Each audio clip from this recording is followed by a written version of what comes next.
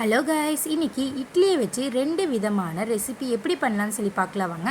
ஒரே மாதிரி இட்லி சாப்பிட்டு போர் அடிச்சிருச்சா, அப்போ நீங்கள் கண்டிப்பாக இந்த மாதிரி ட்ரை பண்ணி பாருங்கள். இட்லி பிடிக்காதுன்னு சொல்கிறவங்க கூட ரொம்ப பிடிக்கும். ஃபஸ்ட்டு இட்லியை இந்த மாதிரி சாஃப்டாக வேக வச்சு எடுத்துக்கோங்க. வேக வச்ச இட்லியை உங்களுக்கு விருப்பமான சைஸில் கட் பண்ணி எடுத்துக்கோங்க. இப்போ ஒரு கடாயில் தேவையான அளவுக்கு எண்ணெய் சேர்த்திட்டு 1 டேபிள் ஸ்பூன் மிளகாய்த்தூள், 1/2 டீஸ்பூன் இட்லி பொடி ஆட் பண்ணிவிட்டு 1 கொத்து கருவேப்பிலையை ஆட் பண்ணிக்கோங்க. இப்போ கட் பண்ணி வச்சுருக்கிற இட்லி எல்லாத்தையும் ஆட் பண்ணிவிட்டு அது மேலே 2 டேபிள் ஸ்பூன் அளவுக்கு இட்லி பொடியை ஆட் பண்ணி சாஃப்டாக இட்லி உடஞ்சிராமல் இப்படி கிளறி விடுங்க. அடுப்பை சிம்லேயே வச்சுட்டு இப்படி இட்லியை கிளறி விடுங்க. இல்லைன்னா நம்மளோட மிளகாய்த்தூளும் இட்லி பொடியும் கருகி போகிறதுக்கு சான்சஸ் இருக்குது. இப்போது இட்லியை நல்லா கிளறி விட்டதுக்கப்புறம் 2 டேபிள் ஸ்பூன் அளவுக்கு நெய்யை இதில் ஆட் பண்ணுங்கள். உங்களுக்கு வேணும்னா இன்னும் கொஞ்சம் நெய் கூட ஆட் பண்ணிக்கலாம். ஆட் பண்ணிவிட்டு இதையும் நல்லா மிக்ஸ் பண்ணி விடுங்க.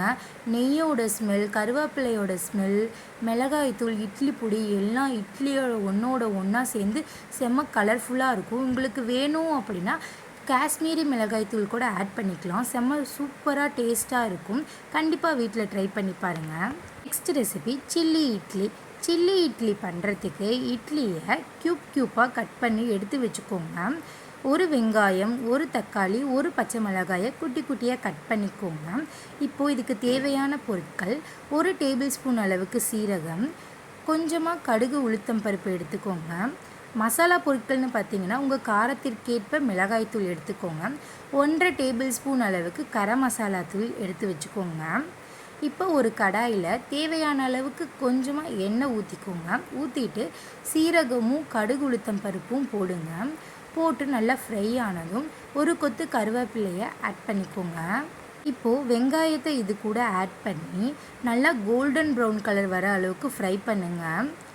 1 டேபிள் ஸ்பூன் அளவுக்கு இஞ்சி பூண்டு பேஸ்ட் ஆட் பண்ணி இஞ்சி பூண்டு ஸ்மெல் போகிற லெவலுக்கு நல்லா வதக்கி விடுங்க. இப்போது இது கூட தக்காளி ஆட் பண்ணி தக்காளி நல்லா முழுமையாக வெந்து வர அளவுக்கு மிக்ஸ் பண்ணி விடுங்க. இப்போது நம்ம வச்சுருக்கோம் இல்லையா மசாலா பொருட்கள், மிளகாய்த்தூளும் கரம் மசாலாவும் இதோட ஆட் பண்ணி நல்லா எண்ணெய் பிரிஞ்சு வர லெவலுக்கு நல்லா மிக்ஸ் பண்ணி விடுங்க. எண்ணெய் பிரிஞ்சு வந்ததோ இது கூட 1 டேபிள் ஸ்பூன் அளவுக்கு சோயா சாஸ், 1 டேபிள் ஸ்பூன் அளவுக்கு டொமேட்டோ கெச்சப் ஆட் பண்ணி நல்லா மிக்ஸ் பண்ணி விடுங்க. இப்போது கட் பண்ணி வச்சுருக்கிற இட்லியை ஆட் பண்ணி தேவையான அளவுக்கு உப்பையும் ஆட் பண்ணி 2யும் நல்லா மிக்ஸ் பண்ணி விடுங்க. டேஸ்டியான சில்லி இட்லி நமக்கு கிடச்சிருச்சு. அவ்வளோதான். உங்களுக்கு ரெசிபி 1 பிடிச்சிருந்தா கமெண்ட் செக்ஷனில் ஹார்ட்டும், 2 பிடிச்சிருந்தா தம்ஸ் அப்பும் போடுங்க. தேங்க்யூ.